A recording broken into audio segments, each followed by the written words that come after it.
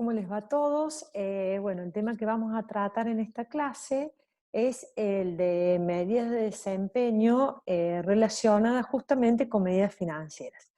Este es un tema que me parece de mucha aplicación y muy interesante, así que espero que le guste.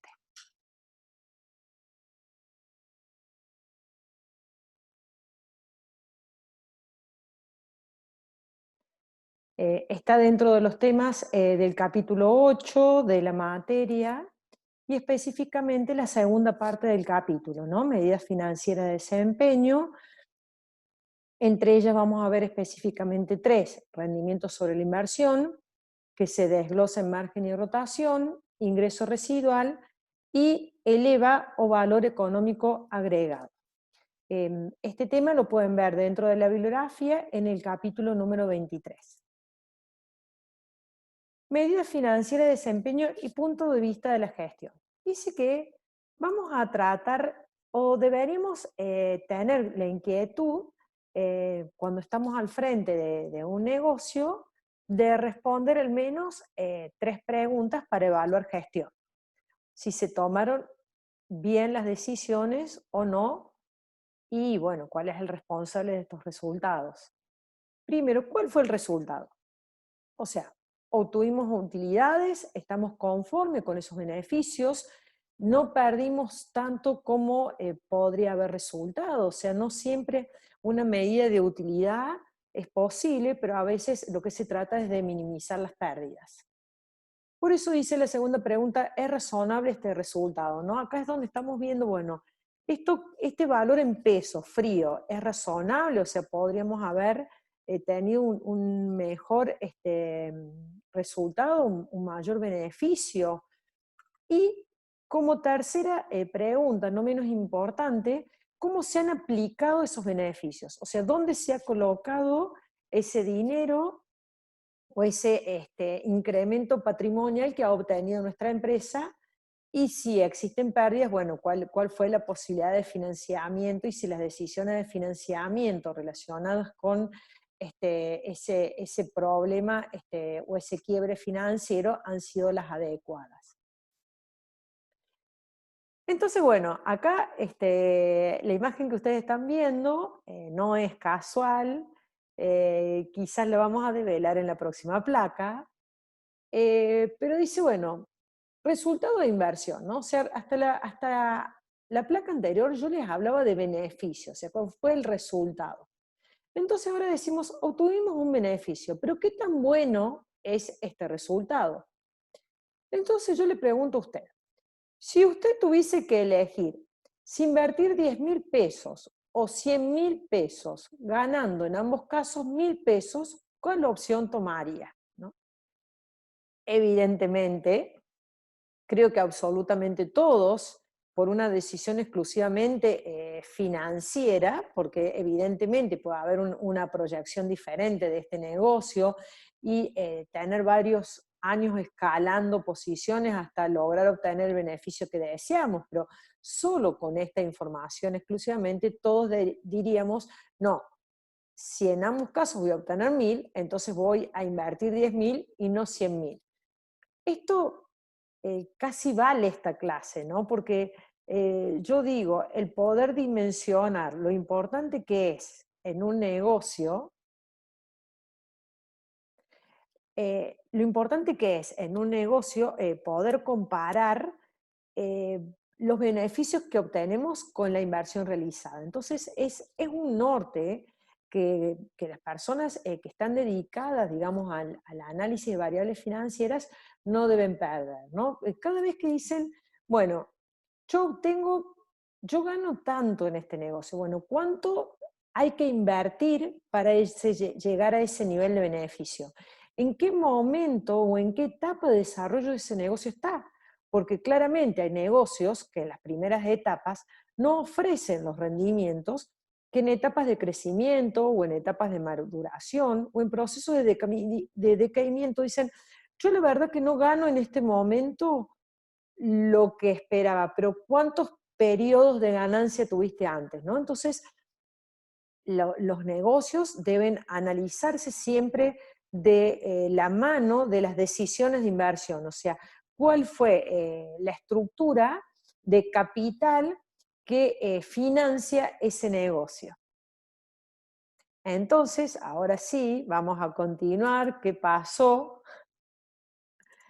¿Qué pasó después de este pollo o gallina?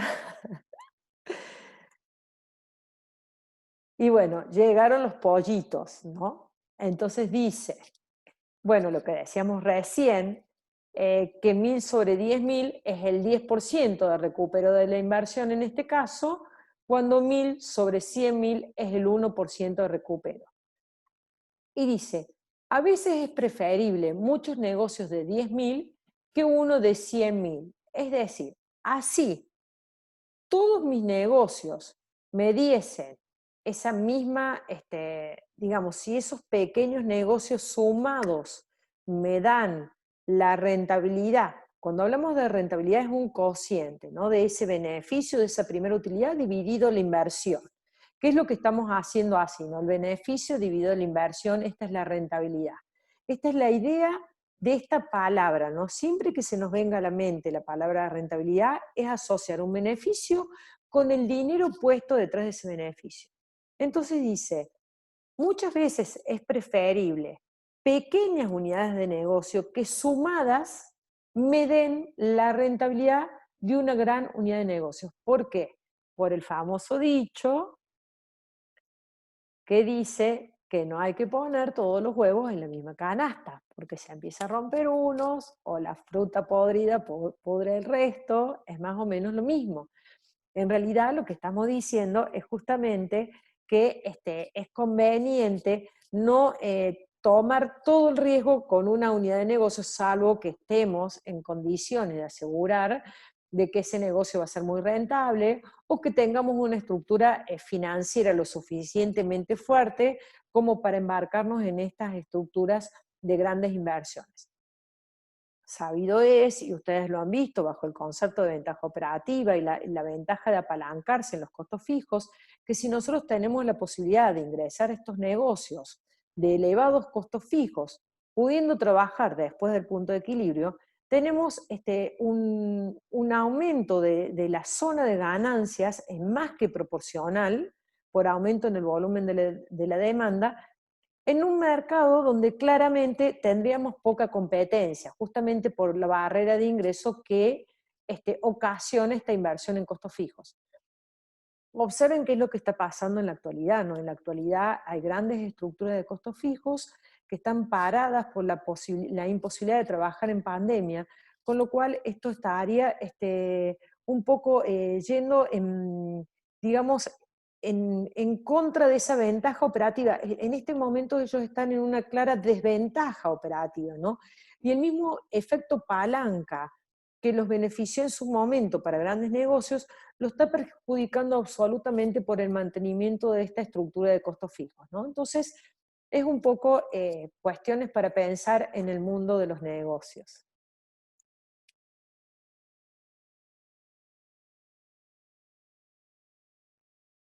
Bueno, entonces, con respecto a estas medidas financieras de desempeño, observen esta frase. Cuando puedes medir aquello de lo que hablas y expresarlo en números, sabes algo acerca de ello. Pero cuando no puedes medirlo, cuando no puedes expresarlo en números, tu conocimiento es de tipo escaso e insatisfactorio.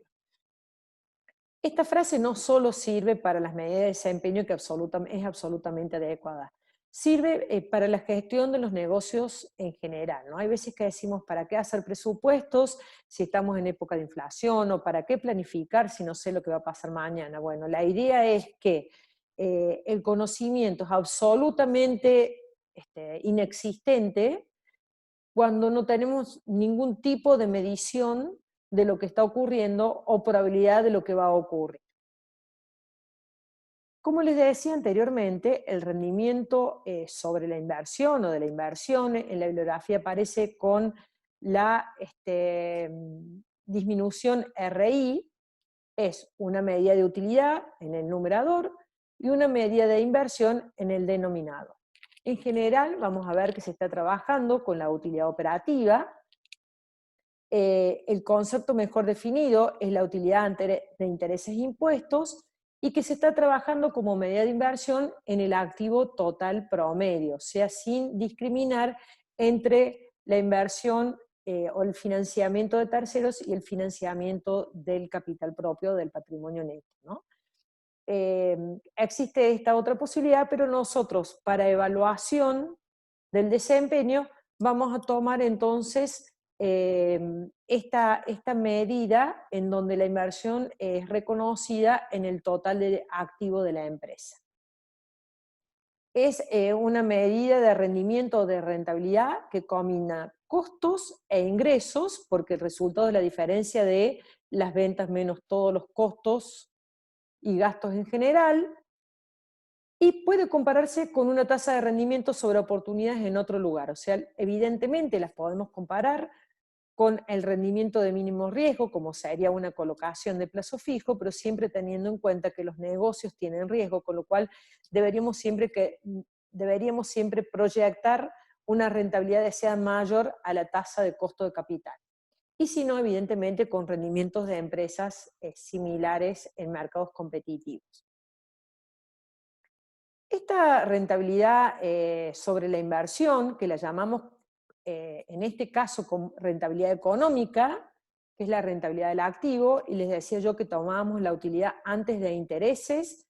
Intereses es el pago de intereses por préstamos, y de impuestos es el impuesto a las ganancias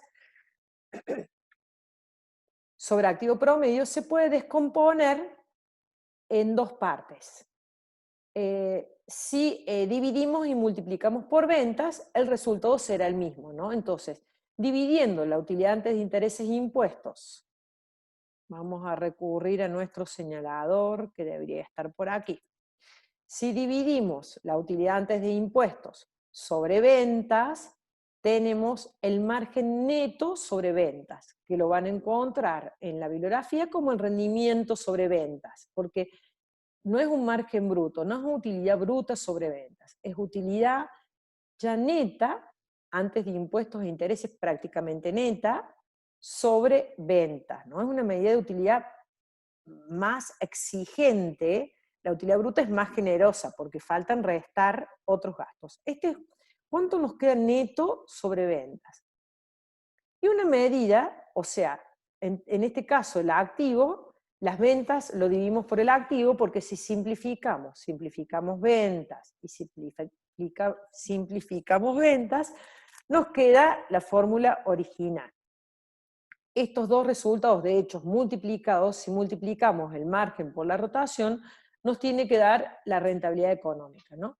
Observen que la rotación que estamos viendo aquí es la rotación de la inversión, o sea, ¿cuántas veces las ventas brutas, porque acá no hay costos, cuántas veces necesitaríamos vender para recuperar esta inversión? No es una rotación de stock, es una rotación de inversión, ¿no? Si yo estoy vendiendo 1.000 pesos y tengo que invertir 10.000, necesité vender 10 veces 1.000 para recuperar esa inversión. Pero como no gano todo, esa rotación la multiplico por el margen, por cuánto me queda de eso que estoy vendiendo, porque no me queda el 100% de las ventas, me queda un porcentaje de esas ventas que está dado por esto, por lo que me quedó al final. Resté, me quedaron 100, entonces me quedó un tanto por ciento de las ventas. Por eso que la multiplicación de lo que me dejaron esas ventas por la rotación me da la rentabilidad de este negocio. Bueno, como el saber no ocupa lugar, veamos un poco de historia. A mí siempre me interesó el origen de esta fórmula de Dupont. El modelo de Dupont fue inventado por Donaldson Brown, un ingeniero eléctrico americano, que se integró al departamento de tesorería de la empresa química DuPont en el año 1914. Años más tarde, DuPont compró 23% de las acciones de General Motors y dio a Brown la tarea de enderezar las finanzas de esta empresa. Mucho del crédito para la ascensión del General Motors pertenece a los sistemas de planeamiento y de control de Brown.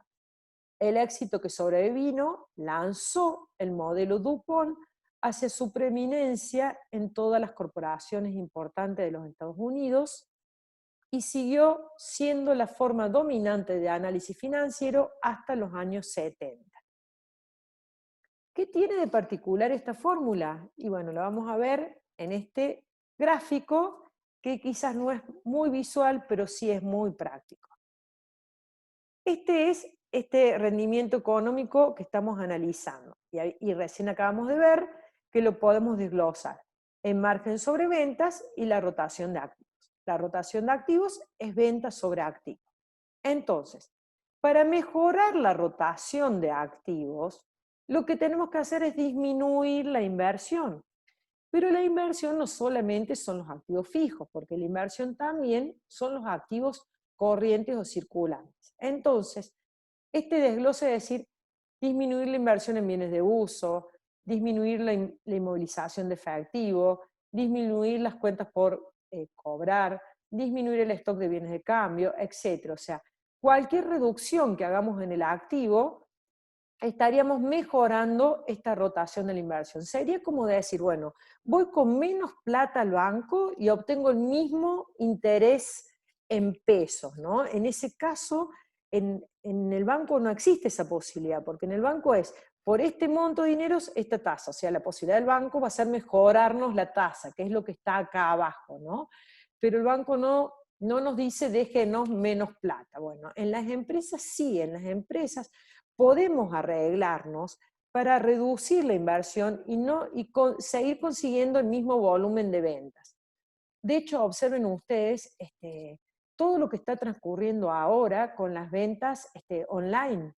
Las ventas online implican una disminución en el costo de personal y una disminución en el costo del mantenimiento de los inventarios muy grandes, porque ya no se necesitan grandes estructuras físicas para mantener ese inventario del cliente que va a comprar. El cliente me compra en línea y yo después le compro al proveedor el producto, o sea, disminuyo drásticamente el mantenimiento de inventarios y a su vez disminuyo el recurso humano que está detrás de ese movimiento de compra-venta. Bien, entonces vamos a la segunda parte. El margen sobre ventas es el aumento de la utilidad. ¿Y cómo puedo aumentar la utilidad? Y bueno, evidentemente aumentando las ventas, que está aquí en el numerador, y manteniendo esas ventas constante, ¿qué es lo que podría yo hacer? Y disminuir costos. Por eso decimos, ¿cómo puedo mejorar el margen? Y bueno, fijándome en el costo de ventas, en los gastos de operación, en los gastos financieros, o sea, en todo lo que resta en el estado de resultados. Entonces, el gran avance que tuvo este método Dupont fue enfocarme no exclusivamente en el resultado y decir, bueno, ¿cómo puedo hacer más dinero? Y bueno, aumentando las ventas, aumentando los precios, negociando los costos, sino además puedo mejorar mi rentabilidad disminuyendo la inversión, ¿no? Revisando un poco estas estructuras que conforman el activo.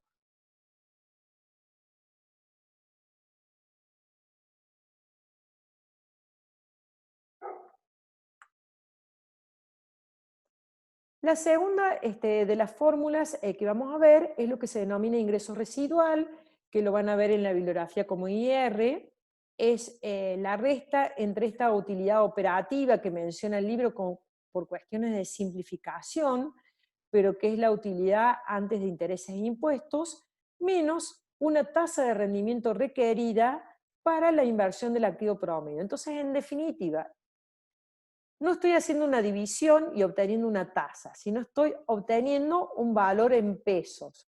Y estoy obteniendo el valor en pesos que yo desearía que fuese el excedente entre esa rentabilidad que deseo, ¿no? Entonces digo, si yo sobre mi estructura de inversión ganar esta tasa, lo comparo con lo que estoy ganando. Si me queda ingreso residual, quiere decir que voy bien. Si no me queda ingreso residual, quiere decir que no logré ganar la tasa de rendimiento requerida. Una opción que tenemos al ingreso residual es el valor económico agregado, el EVA, se conoce por su sigla en inglés, Economic Value Added, Y es la utilidad, pero en este caso, después del pago del impuesto a las ganancias, o sea que es una utilidad neta, entonces como tal, no se toma la tasa de rendimiento requerida, sino se toma un costo promedio ponderado del capital, que ya lo vamos a ver enseguida cómo se saca este costo promedio ponderado, y con respecto a la inversión, estamos tomando no todos los activos, sino restándoles los pasivos de corto plazo, ¿no? Entonces dice, el valor se crea solamente si la utilidad excede el costo de invertir en el capital que estamos tomando, una medida de inversión de capital que no sería el patrimonio neto más los pasivos no corrientes, porque los pasivos no corrientes están allí también invirtiendo en nuestra empresa, ¿no? Porque son devoluciones a más largo plazo. Entonces dice, si yo puedo absorber lo que me está costando mantener esta estructura de financiamiento de largo plazo y superarlo, quiere decir que estoy generando valor, que estoy agregando valor. También es un valor en pesos y también es una medida quizás mucho más visualmente práctica de entender que una tasa, ¿no? Que ya tengo que buscar el punto de comparación. Acá no necesito el punto de comparación porque ya con obtener un valor superior a 1 quiere decir que ya estoy excediendo ese objetivo de cobertura que deseaba. Entonces, ¿cuál es la tasa que usa el EVA? Es esta tasa de costo promedio ponderado de capital, se ponderan las diferentes fuentes de financiamiento por su tasa, y cómo lo ponderamos, el porcentaje de deuda por el costo de la deuda, más el porcentaje de patrimonio neto por el costo de capital propio. Más adelante tenemos el ejemplo. Esto es un complemento, no lo tienen en la bibliografía, se utiliza también este nivel de análisis de evaluación de desempeño en el estado de resultado, se conoce como EBITDA, también es su sigla en inglés, cada una de ellas corresponde entonces a las ganancias antes del pago de intereses, del impuesto a las ganancias. ¿Qué diferencia tiene con la utilidad antes de intereses e impuestos? Que esto también es antes de depreciación y amortizaciones, ¿no? Entonces, es decir, bueno, ¿cuánto ganó usted antes de tener en cuenta esto que estamos restando, pero que en definitiva no son egresos ciertos de dinero, ¿no? Resultado operativo ordinario, prescindiendo además del impuesto a las ganancias, del resultado de la fuente de financiamiento utilizada, las depreciaciones y amortizaciones de bienes de uso y activos intangibles correspondientes al periodo, es decir, no erogables. Bueno, esta es una medida que no la vamos a utilizar desde el punto de vista de cálculo, pero que sí me pareció importante que figure aquí porque es una medida financiera de evaluación de desempeño también utilizada por las empresas. Vamos a ver acá un ejemplo de aplicación. En este caso es una empresa que posee 3 establecimientos. Los mismos están ubicados en diferentes zonas geográficas del país y queremos evaluar desempeño. Aquí tenemos los datos.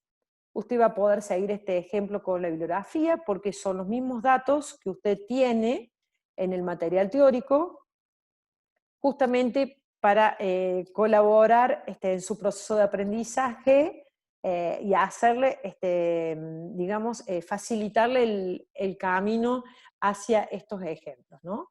Entonces, me dan los ingresos, si yo quiero evaluar por centro de costos de ingresos, los costos si quiero evaluar por centro de costos, la utilidad operativa si quiero evaluar por centros de utilidad, me da cuánto es el interés de la deuda a largo plazo, cuánto es el impuesto a las ganancias y cuánto es la utilidad neta. A su vez, vamos a tener la inversión, el total de inversión de cada centro en activos, separados en corrientes y no corrientes, el total de pasivos en corrientes y no corrientes, el patrimonio neto de la empresa como un todo, y entonces total de activo igual a pasivo más patrimonio neto. Estos datos los necesitamos para hacer el análisis de la rentabilidad. Acá tenemos el cálculo de esta tasa de costo promedio ponderado, justamente porque la vamos a estar utilizando después en la fórmula del EVA.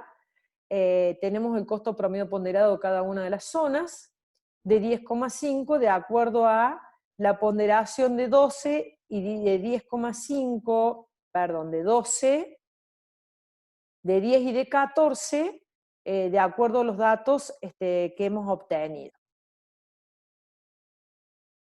Bueno, acá van a trabajar un poco ustedes, analizando conclusiones y limitaciones.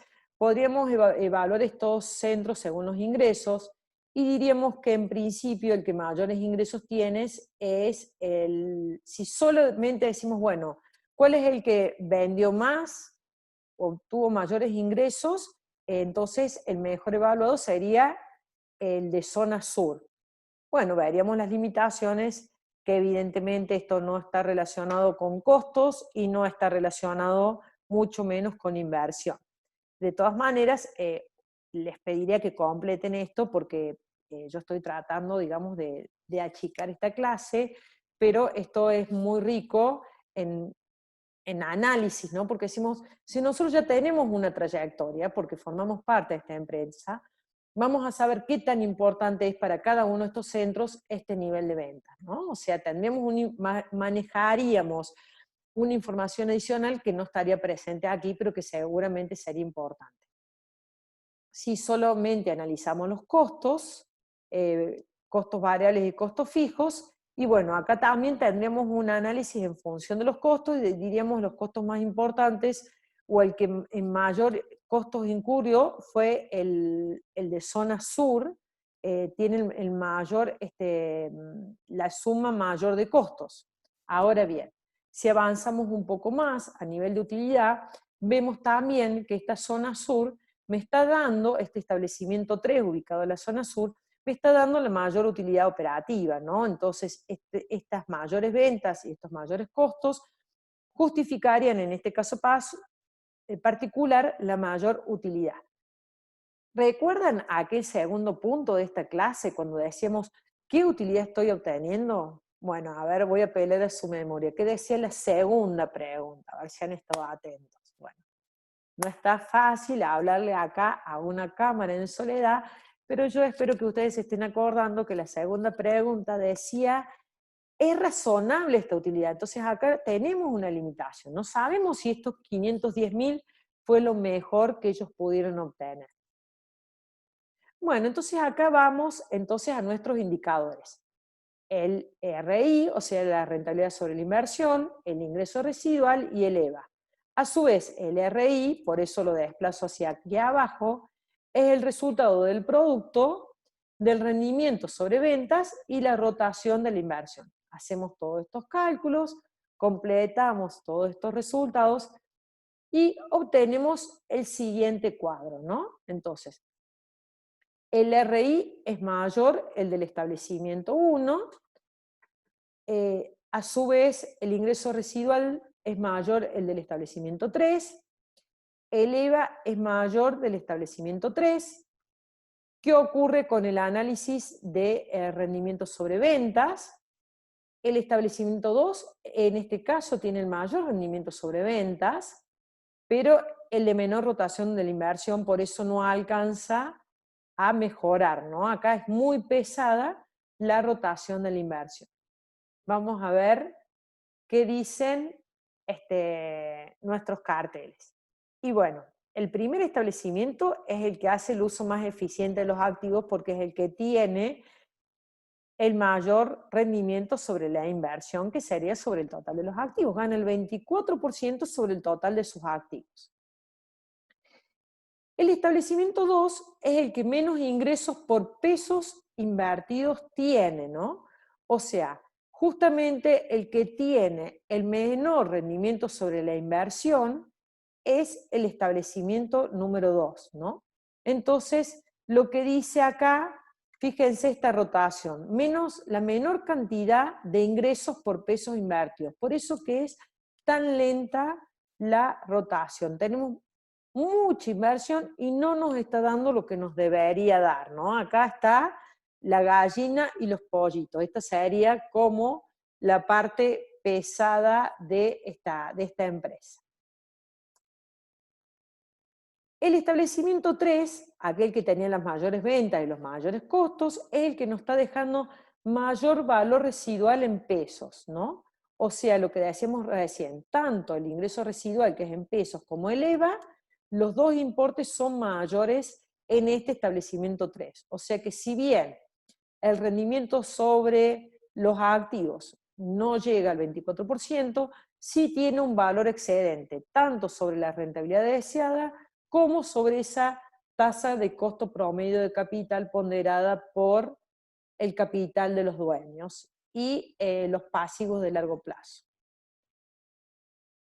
El que tiene la menor estructura de costos es el establecimiento 1, este que nos está dejando solo el 15% por una inversión tan pesada, recupera una buena parte de esa utilidad neta en las ventas. O sea, fíjense, la distancia entre las ventas y la utilidad neta, donde más recupera es en este establecimiento. Entonces, en realidad, ¿qué estamos viendo?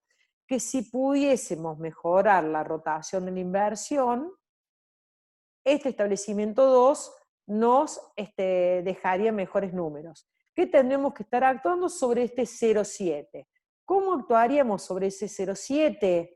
Y bueno, podríamos ir hacia atrás en estas placas y en esta clase y decir, ese 0,7, ¿no? Esa rotación de activos diría que tenemos que reducir la inversión que tenemos en activos para mejorar justamente ese valor. Era, bueno, hice este desajuste para que ustedes retomaran lo que vimos antes con la aplicación ahora en este momento. Es lo que hice acá, pocos ingresos por pesos invertidos, tenemos que ver si podemos disminuir esa inversión. Entonces, como conclusiones y ya desde el punto de vista teórico, la evaluación del desempeño va a depender del grado de control de la información. Tenemos que recurrir a la primera parte de esta unidad, donde decíamos realmente si podemos controlar las decisiones que tomamos sobre estas unidades de negocios o centro de responsabilidad. Si la unidad es muy autónoma, mejor utilizar indicadores que relacionen los resultados con la inversión. O sea, si la unidad es autónoma y puede decidir o tomar decisiones que afecten la estructura de inversión, entonces tomemos medidas de rentabilidad o cualquiera de los otros dos indicadores que también utilizaban los resultados en pesos, medidas que relacionaban los ingresos con la inversión. Y por último, lo importante es buscar qué es lo que está pasando y tomar las medidas correctivas necesarias. Como siempre digo, el control no es una cuestión punitiva de reproches y de malos momentos, sino prefiero tomar el control como una oportunidad de poder ver juntos qué es lo que está pasando y siempre refresco esta idea del director de orquesta que va dando el ingreso a los diferentes instrumentos y esto sería quien está evaluando desempeño y está mirando o observando estas medidas financieras que tomadas a tiempo pueden ser